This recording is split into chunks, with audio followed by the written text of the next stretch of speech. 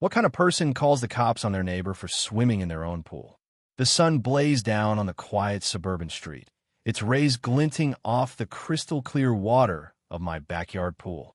I leaned back in my float, the cool ripples lapping against my skin, when Karen's voice shattered the peace like a brick through a window. "Get out of that pool right now," she shrieked, her face redder than the hibiscus blooming by the fence.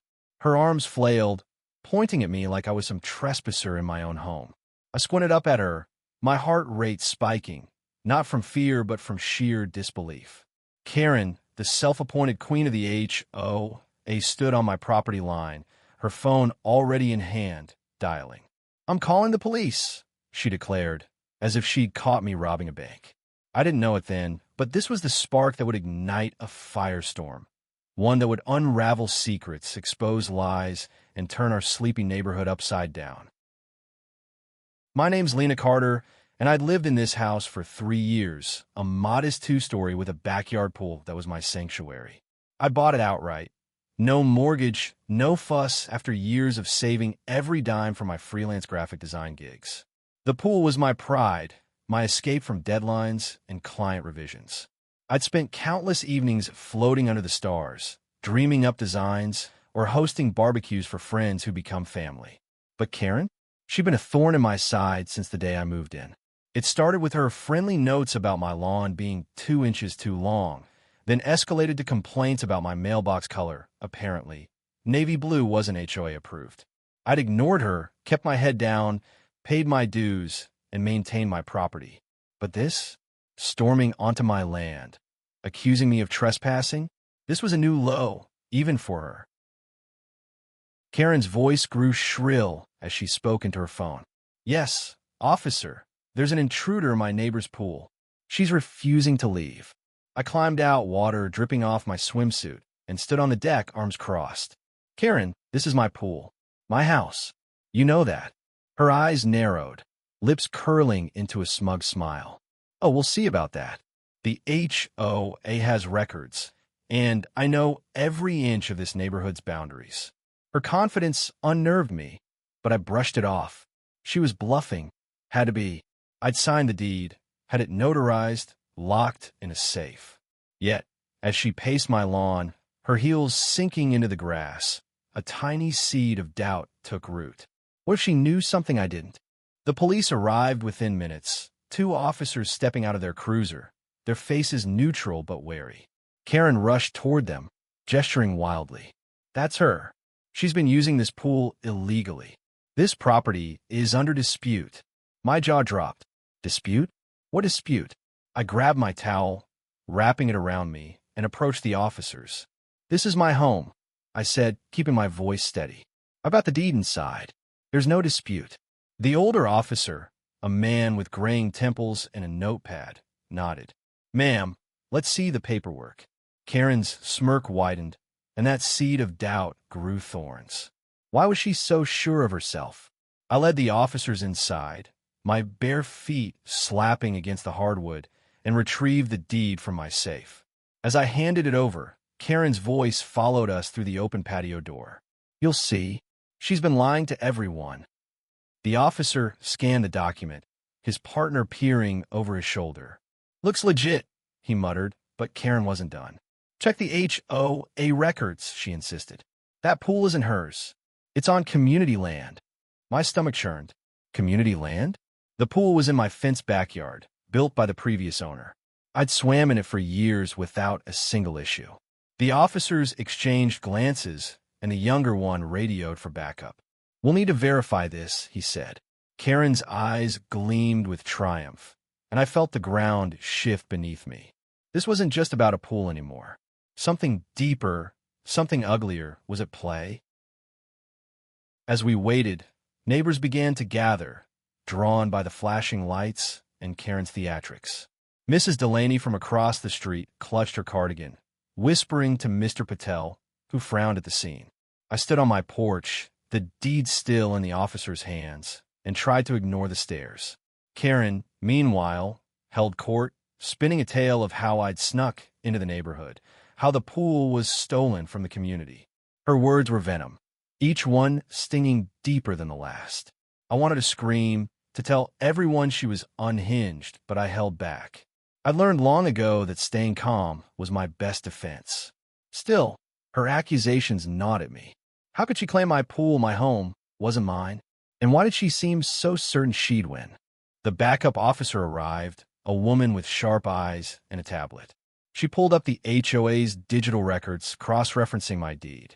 Karen hovered, her voice dripping with confidence. You'll see the boundary lines don't match. That pool's on HOA land, and she's been using it without permission. I clenched my fists, my nails digging into my palms. This was absurd. I'd bought the house through a reputable realtor, had every survey done. But as the officer scrolled, her brow furrowed. There's a discrepancy here, she said. My heart stopped. What kind of discrepancy? I asked, my voice barely above a whisper. Karen's laugh cut through the air. Told you. She's a fraud. The officer held up a hand. Ma'am, calm down. We're sorting this out. But the damage was done. The neighbors' whispers grew louder, and I felt their eyes like daggers. Was it possible? Could I have been wrong about my own home? The officer's words hung in the air like smoke, thick and suffocating. A discrepancy? My mind raced, replaying every moment of the home buying process. The realtor's smile, the title company's assurances, the surveyor's map pinned to my fridge. I'd done everything right. Yet Karen stood there, arms crossed, her smugness radiating like heat from asphalt. The crowd of neighbors grew, their murmurs a low hum of judgment.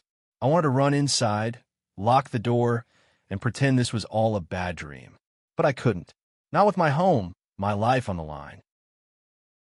The female officer, Officer Ruiz, tapped her tablet, her eyes flicking between the screen and my deed.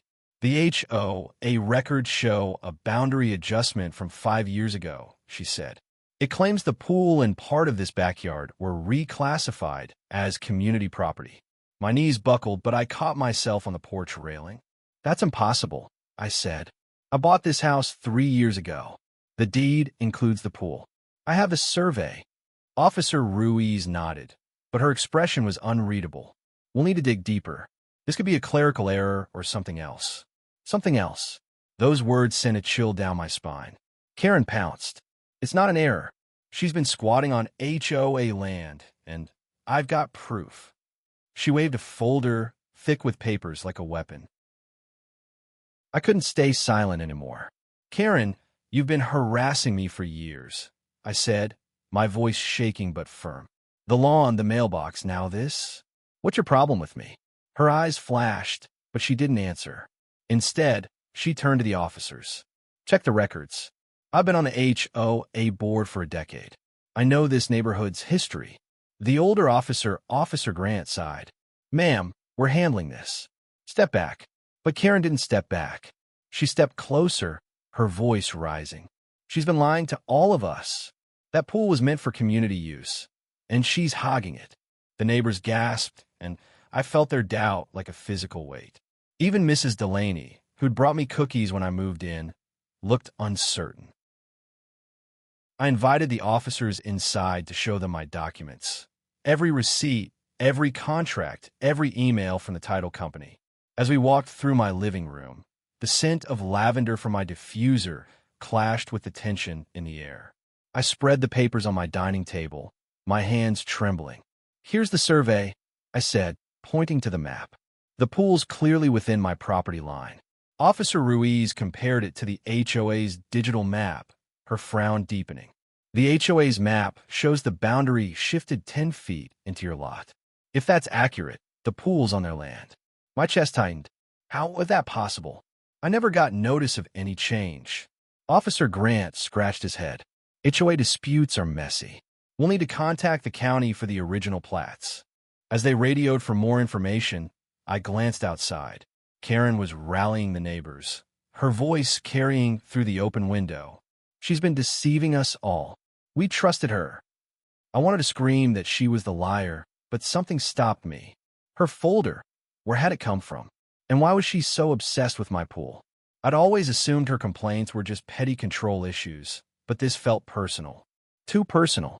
I thought back to our first meeting, when she'd knocked on my door with a fake smile and a list of neighborhood guidelines. Had she been planning this from the start? Then came the twist that made my blood run cold. Officer Ruiz's radio crackled, and a voice from the county office came through. The boundary adjustment was filed by the HOA president 5 years ago, but it was never ratified by the county. It's listed as pending. Pending. My hopes surged, but Karen's voice cut through it. That's a lie, she shouted, bursting into my living room uninvited. I filed that adjustment myself. It's valid. Officer Grant blocked her path. Ma'am, you need to leave this house. But Karen's eyes locked onto mine, and for the first time, I saw something beyond anger, fear. She was hiding something. I didn't know what, but I was determined to find out. The officers escorted her out, but not before she dropped her folder. Papers scattered across my floor, and as I bent to pick them up, I saw a name that stopped me cold. Michael Carter. My late father. My breath caught. He'd passed 2 years before I bought the house. A heart attack that came out of nowhere. What did he have to do with this? I scanned the page. A letter from the HOA dated 6 years ago, addressed to him. It mentioned a proposed boundary adjustment and a community pool initiative. My father had never owned this house. He'd lived across town. Why was his name on this? I handed the letter to Officer Ruiz, my voice barely steady. This is about my dad. I don't understand. She read it, her eyes narrowing. This complicates things. We need to verify ownership history. Karen, now outside, was still shouting, but her words were less coherent, more desperate. The neighbors watched, their curiosity turning to unease. I felt it too, a growing sense that this wasn't just about a pool or a boundary line. Karen knew something about my father, about this house that I didn't, and whatever it was, she'd gone to great lengths to keep it buried. The letter with my father's name burned in my mind like a brand. I stood in my living room, the officers still poring over my documents, while Karen's voice echoed from the yard. My home felt violated, not just by her intrusion, but by the sudden connection to my past. I hadn't spoken my father's name aloud in years, not since the funeral when I'd stood by his casket, promising to make him proud. Now his name was tangled in this mess, and I needed answers. I grabbed my phone and called my realtor, Sarah, who'd handled the sale. Lena, what's going on? She asked, her voice groggy from the late hour. I explained everything, Karen, the police, the boundary dispute, the letter. That's insane, she said. Your deed's clean. I checked every record myself. I'll pull the file and call you back. As I hung up, Officer Ruiz looked up from her tablet. The county's sending over the original plat maps. Should be here soon. I nodded, but my eyes kept drifting to the letter on the table. Why was my father's name on an HOA document for a house he never owned? I thought back to his stories about this neighborhood. He'd worked as a contractor, building homes here decades ago. Had he been involved with the HOA, I pushed the thought aside. It didn't make sense. He'd never mentioned this street, this house, or any pool. Outside, Karen was still at it, her voice a relentless assault. She's been lying to you all. That pool belongs to the community. I peeked through the blinds and saw her gesturing at the neighbors, her folder now back in her hands. But her confidence was cracking. Her hands shook, her eyes darted. She was nervous. I stepped onto the porch, ignoring Officer Grant's warning to stay put. Karen, I called, my voice cutting through her tirade. Why is my father's name in your files? The crowd went silent. Karen froze, her mouth half open. For a moment, I thought she'd bolt. Then she laughed, a brittle, forced sound. Your father? You're grasping at straws, Lena. This is about your illegal pool. But I wasn't backing down. I saw the letter. Michael Carter. What's he got to do with this? The neighbors shifted, their whispers starting anew. Karen's face paled, but she recovered quickly. You're delusional. That letter's irrelevant. She turned to the officers. Are you going to arrest her or not? Officer Ruiz stepped forward, her voice calm but firm. We're waiting on the county. No one's getting arrested until we have answers. Karen's jaw tightened, and I knew I'd struck a nerve. She wasn't just fighting for control. She was fighting to hide something. The county's email arrived minutes later, and Officer Ruiz's expression shifted from neutral to surprised. The boundary adjustment was never finalized, she said. The HOA filed it, but the county rejected it for missing signatures. My heart leaped. So the pool's mine? I asked. She held up a hand. It's not that simple. The HOA's records show your lot was part of a larger parcel owned by a developer, Carter Construction. My breath caught.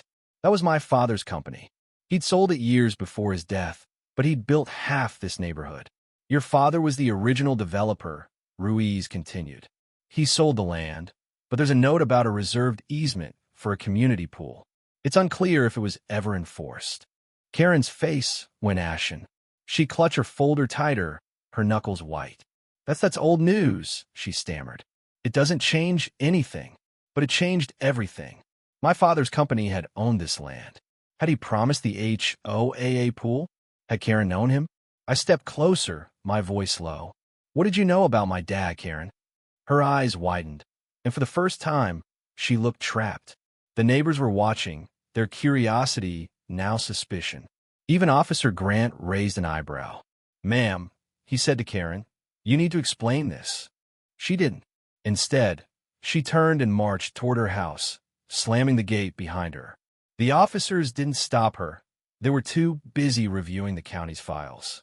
But I followed, my bare feet pounding the pavement. Karen, I shouted.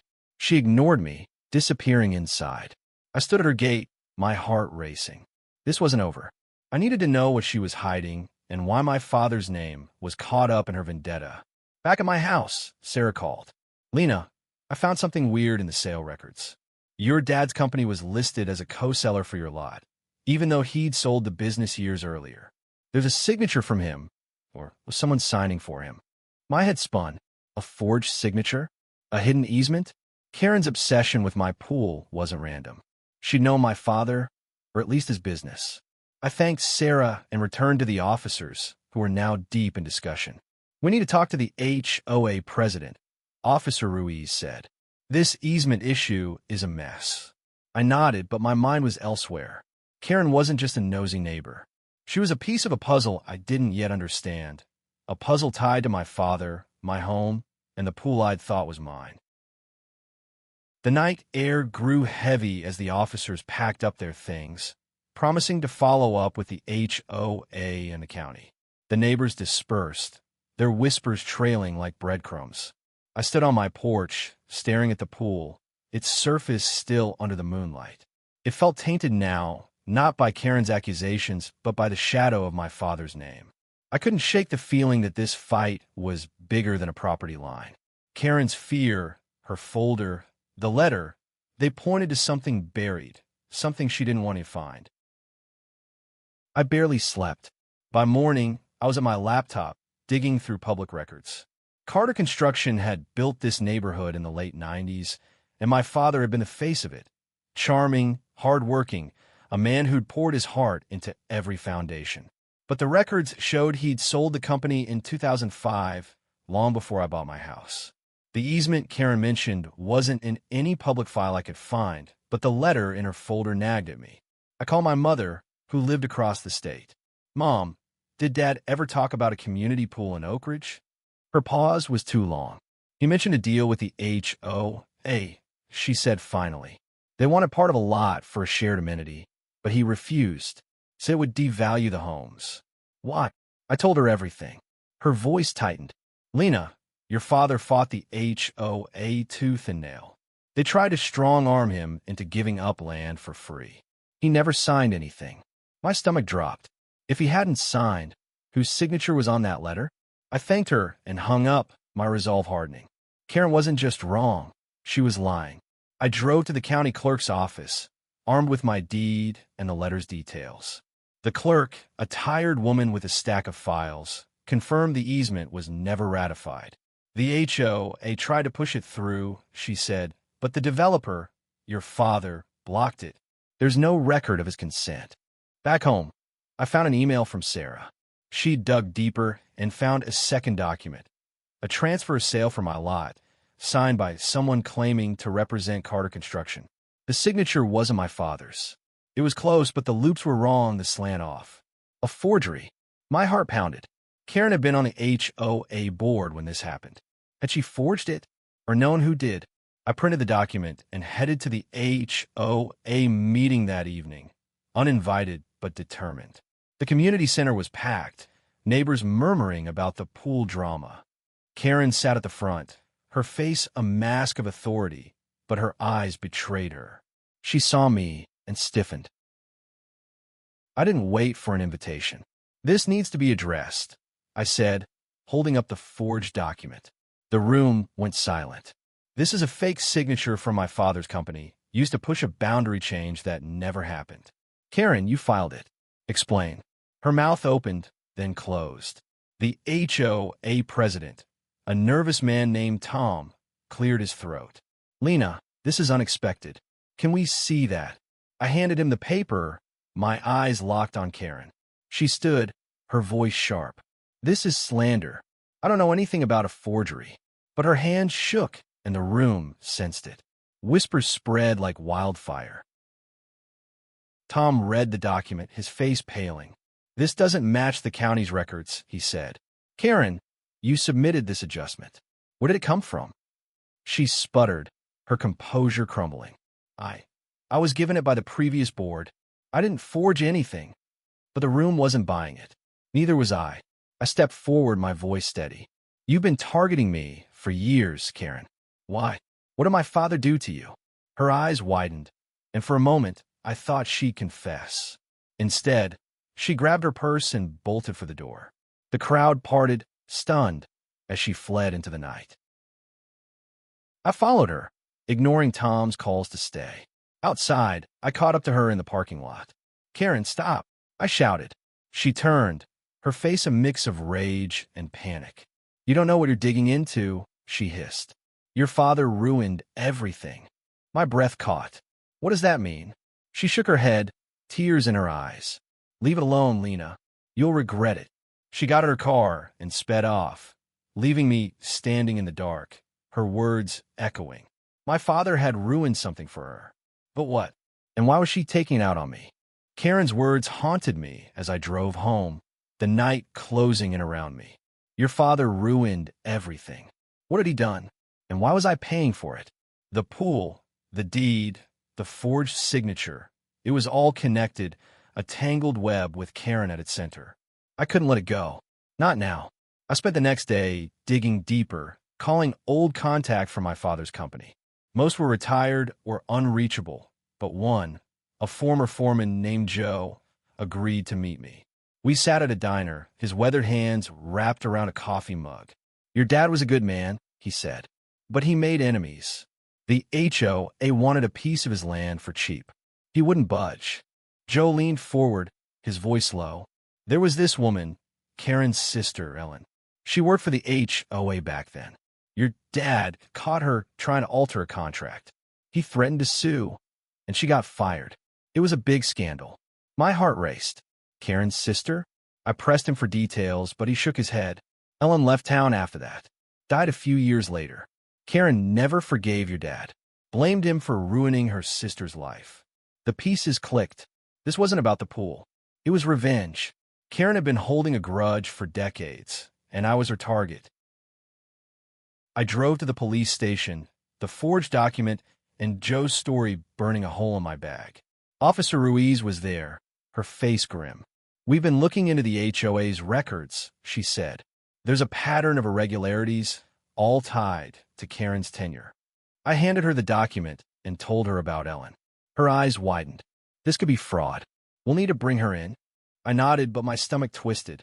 Fraud was one thing, but Karen's vendetta felt personal, visceral.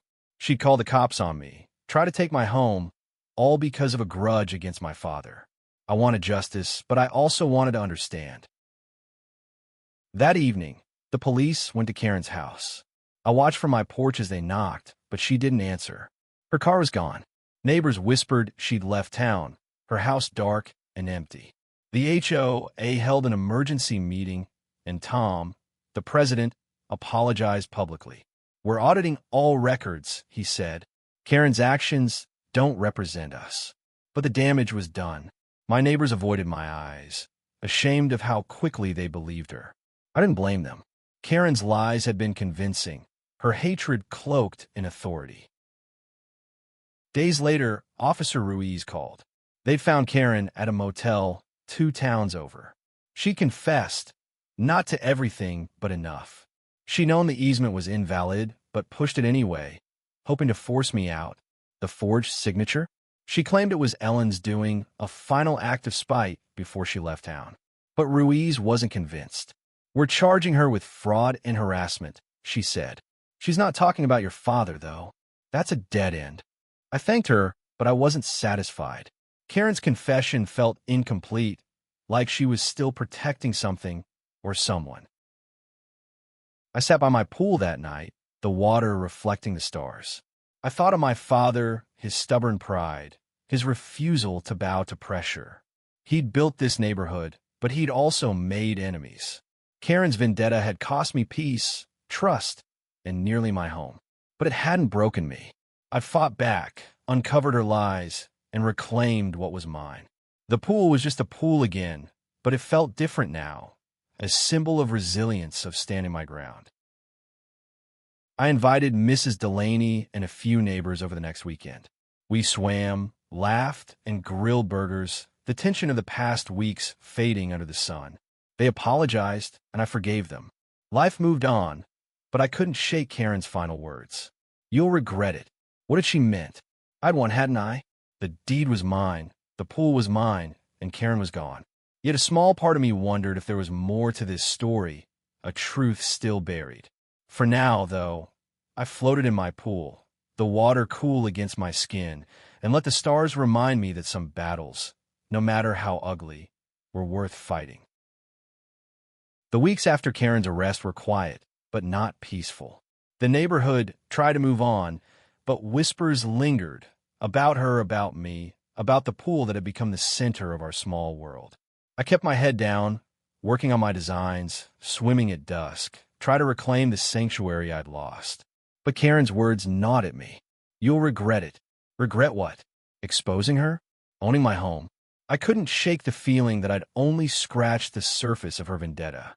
I needed closure, not just for me, but for my father's memory.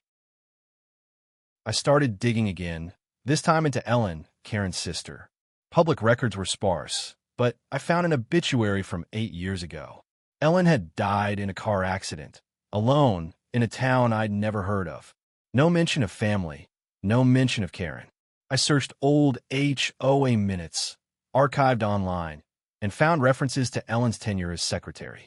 She'd been fired after a discrepancy in land records, around the same time my father had fought the HOA over the easement. The timing wasn't a coincidence. I called Joe again, pressing for more. Ellen was trouble, he said.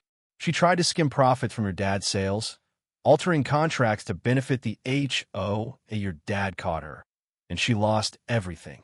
I sat back, stunned. Karen hadn't just blamed my father for her sister's firing. She blamed him for her downfall, maybe even her death. But why take it out on me? I wasn't even in the picture back then.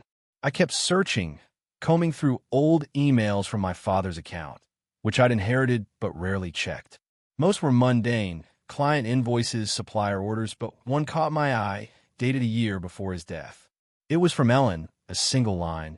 You'll pay for what you did. My heart stopped. Had she threatened him? Had Karen known?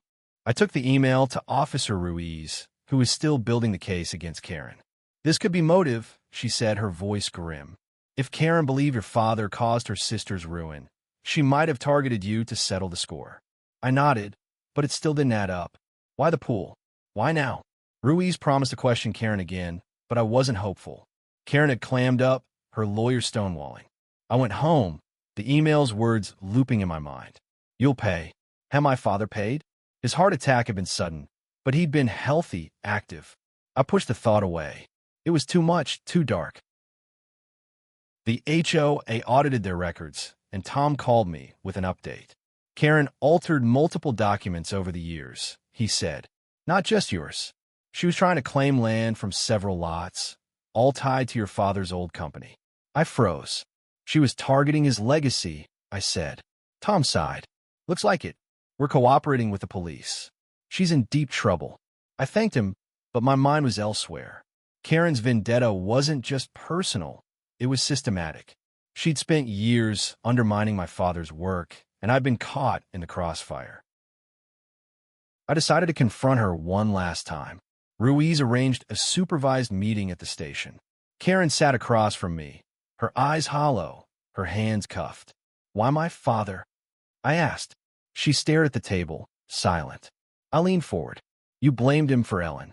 You forged documents, harassed me, tried to take my home." "What?"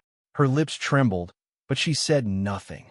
Finally, she whispered, "He took everything from us." I waited, but she wouldn't elaborate. Ruiz ended the meeting, and I left, frustrated but strangely relieved. Karen was broken, her hatred consuming her. I wouldn't let it consume me. Back home, I swam in my pool, the water washing away the weight of her words. I thought of my father, his strength, his stubbornness. He'd fought for what was right, even when it made enemies. I'd done the same. The neighborhood was healing, the HOA reforming, and I was rebuilding trust with my neighbors. Karen's lies had crumbled, and I stood taller for it. The pool was mine, not just in deed, but in spirit, a reminder that truth, however buried, always finds a way to the surface. The sun rose over my backyard, painting the pool in shades of gold. I sat on the deck, coffee in hand, watching the water ripple. It had been a month since Karen's confession, and the neighborhood felt different, lighter, but not without scars. The HOA had new leadership, and Tom was pushing for transparency, even publishing the audit results online. Karen faced charges of fraud, harassment, and forgery, her reputation in tatters. But I wasn't celebrating. Her vendetta had left me shaken, not just for my home, but for the legacy of my father she'd tried to erase. I'd spent weeks piecing together his story. He'd been more than a contractor. He'd been a dreamer, building homes for families to grow in, to love in. The HOA's greed had clashed with his principles, and he'd paid a price. Ellen's email, Karen's hatred, it all pointed to a wound that had festered for decades. I'd never know the full truth, but I didn't need to. My father had stood his ground, and so had I. That was enough. I invited the neighbors over for a barbecue, a chance to mend what Karen had broken. Mrs. Delaney brought her famous potato salad, and Mr. Patel's kids splashed in the pool, their laughter echoing. We talked, not about the drama, but about life, school, work, dreams. It wasn't perfect, but it was a start. The pool, once a battleground, was a gathering place again. I looked at my neighbors, their faces warm in the evening light, and felt a quiet pride. I'd fought for this, not just for me, but for the community my father had helped build. As the stars came out, I floated in the pool, the water cradling me. Karen's voice was gone, her threats empty. I thought of her, alone in her cell, consumed by a grudge that had defined her life. I pitied her, but I wouldn't carry her pain. My father's legacy was in the homes he'd built, the life I'd made, the strength I'd found. The pool was mine, but it was more than that. It was a symbol of resilience, of standing up to lies and claiming what's yours. I closed my eyes, the water cool against my skin, and let the stars whisper that some fights, no matter how hard, are worth winning.